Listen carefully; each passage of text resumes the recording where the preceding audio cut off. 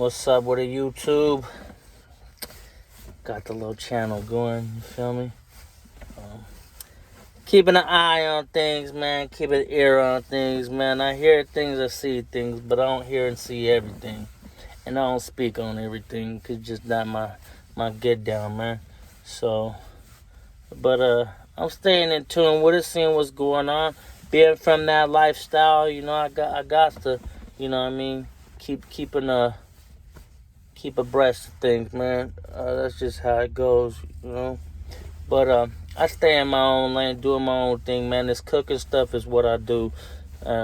Just trying to stay out the way.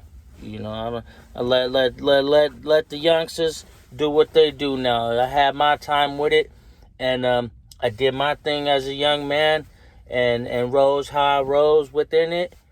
There was a lot of older guys at that time that hey man, youngster, you ain't seeing things right, and there were different things going on at that time that a lot of people,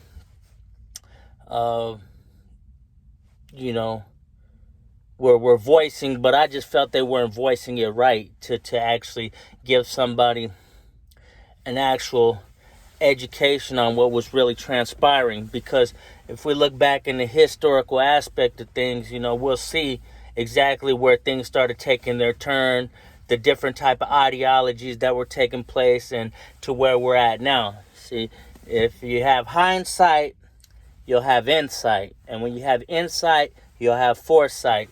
So always remember that 3-step process whenever you're educating yourself and doing your research on anything, man. And I'd always encourage that. Always learn what you're into. Learn what you're doing. I'm the type of individual, I'm not going to sit and misguide or mislead, but I'm going to do me. So that's where I'm at this day and age. It's just doing me. So, I'm not involved in anybody else's stuff. I'm not doing what everybody else is doing, and I don't agree with what everybody else is doing. There's some things I agree on. There's some things I don't. I walk my own path. I make my own decisions. I'm not up under nobody's umbrella, nobody's rules, regulations, none of that. I'm just an average Joe, like any other United States American citizen, man, a civilian. Just doing my thing. I got involved in things, and things took a turn, man. And I can't keep preaching on something that just it's not adding up, man. It's not adding up. So that's where things took their turn. So I want to go over a little bit about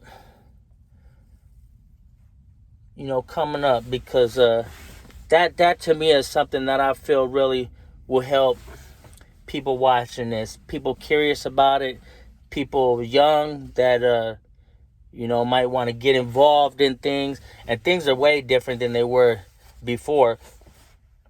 Excuse me. All this stuff going on with this internet stuff, man, it took a whole nother man. Don't even know where to begin with that.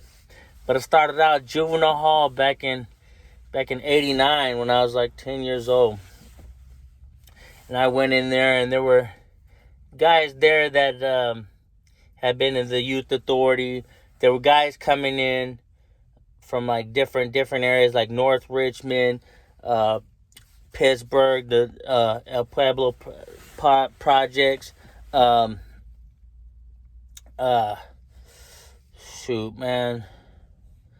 Different parts of Richmond, different parts of Pittsburgh. But there were guys in there that were older, that were, going up to CYA. Some coming in that were charged as adults.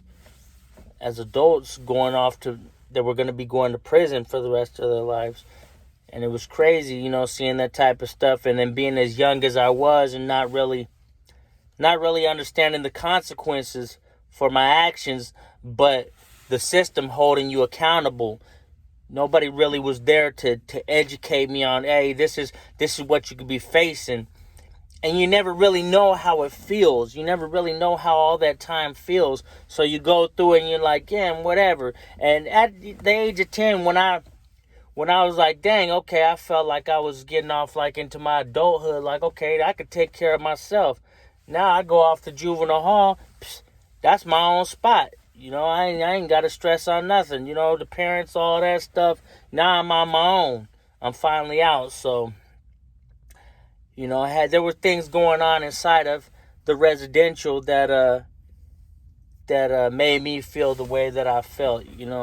I was getting hit by my stepmother, and it wasn't really so much. I mean, there were other kids getting abused and beaten and other things going on with them much worse than myself. But it was the emotional aspect, at home where the parents that you trust and that you look to for guidance, are breaking you emotionally, breaking you spiritually. And that's how I felt. I felt like I was getting broke spiritually and emotionally. And that's where I felt that things started to take the turn for the worse for me, because I couldn't really take my anger out on them because they was my parents. And then my father was much stronger at the time than me, so I couldn't do anything to him. And I didn't want to hurt my father. I didn't want to do anything to him. I loved my dad. I love my dad still. And, wish there could have been more time, but in those times, all he did was work to support his family, so it wasn't really much time to really, sit down and instill a lot of things in me. So I learned a lot from my environments, school, after school, going out into the streets. And we weren't wealthy or nothing. We didn't have a lot of money. We were poor. So I go out, I steal, to try to have the same things other kids were having, but they were doing the same thing. But if I brought something new home that my stepmother knew she didn't buy or something, man, I'd get my ass whooped and probably get the cops called on me. So, because she started calling the cops on me and working with the cops on me. So it was like, it's pretty frustrating inside the house. So that's my first portion of starting out really what I'm going to call a criminal career or history. That's the foremost, the background, because when I was real young, I went to school, I got good grades, and it just like I said, when I was getting broken in the house, it broke me to where I wanted to come out and express my anger elsewhere. So I started fighting a lot. I was fighting everybody. I would fight everybody. I'd fight a lot of people. I just didn't fight my friends. My friends I didn't want to hurt. I didn't fight them. I always, me and my cousin, we would always fight because he'd always, pick on me. He was older than me, so you know the pecking order, how that goes. So, once I got the case to juvenile hall, then I was like, oh, well, I could be away from home, and then it was like, once I was in jail, then my dad would come and like, oh, I want you home. Then I feel like, oh, they love me. Now, I want to go home, right? Instead of saying, hey, but I don't care about home. I don't care about out there. Now people want me out. Now that I'm locked up, now I want to be out there because like, oh, they care. But, so those things started out like, the way that I was thinking. But, yeah, so 10 years old was when I first started going, and then I started seeing the different types of things going on, like colors. I like the gang colors. I like the color red. So that's how I started getting into the color red. And my cousins, all my family's from Oakland. So my big cousin, he was out there. He's from seminary, and he was out there in them times. And maybe, he'll bless the channel with his story, because he's got a real story and he's a real individual, and there's other real individuals too, other real people in my family too, that live their life, man, and just trying to live their life now, different, not trying to be no thug, no gangster, none of that, man, it's gangster to teach your children, man, it's gangster to let all all that negativity go, man, and try to take from that and help others. That's gangster, you know. Teaching people to do different than you've done, had to do, or have to do. You know, that's gangster. Teaching people the right way to where they don't have to make certain decisions to meet situations.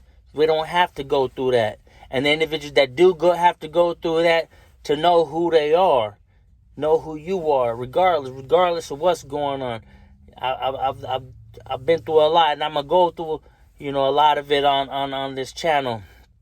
But I haven't really been on here like that. But I will be speaking on my life, because I do feel the things that have transpired in my life will help somebody else. And that's it. As long as I can reach one, teach one, it's all good, man. I don't gotta reach and teach everybody, but if I could reach one and teach one to you know, stick to the education. You know, and I don't mean you have to go through everything that this school system is teaching you. I mean, stick to getting knowledge. You know, getting your smarts, getting your street smarts, getting your book smarts.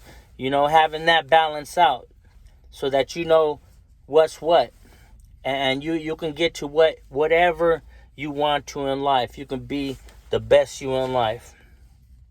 100.